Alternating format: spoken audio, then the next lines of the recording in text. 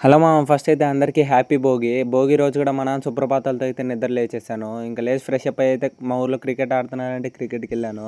గ్రౌండ్‌కెళ్ళిన తర్వాత ఆ వికెట్లు సెట్ చేసుకోవడానికి మేమైతే పెద్ద కుస్తీ పడ్డామని అయితే చెప్పుకోవచ్చు. ఒకవైపు మేము వికెట్లు సెట్ చేస్తుంటే మా వోళ్ళేమో తుప్పల్లో కూర్చొని ఏదో ముచ్చట్లు పెట్టారు. యాడ ప్లేస్ దొరకనట్లు.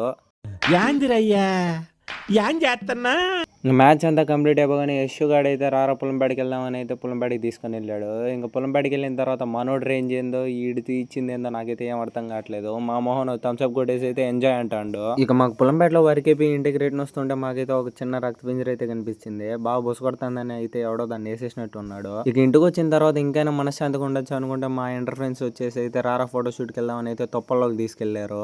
ఇక ఫోటోషూట్ అంతా కంప్లీట్ అయిపోగానే ఇంటికి వచ్చి మా పెద్దమ్మతో అయితే కాసేపు ఆడుకునేసాను. పెద్దమ్మ అయితే కుళ్ళుకుంటా అండి. ఆ వయసులో నా అందంగా లేదని అయితే కుళ్ళుకుంటా అండి. చూడండి అసలు ఏం పెద్దమ్మా కుళ్ళుకుంటావా లేదా? నువ్వు నిజం చెప్పా. కుళ్ళుకుంటా అండి.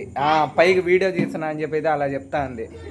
ఇంకలా మా పెద్దమ్మని కాసేపు ఆట పట్టించి ఇంకా మా ఊర్లో గొబ్బెమ్మ తడుతున్నారంటే ఇంకా గొబ్బెమ్మ చూడడానికి అయితే వెళ్ళిపోయాను. ఇంకా చెప్పడం మర్చిపోయాను మామ, అందరికీ అడ్వాన్స్ హ్యాపీ సంక్రాంతి.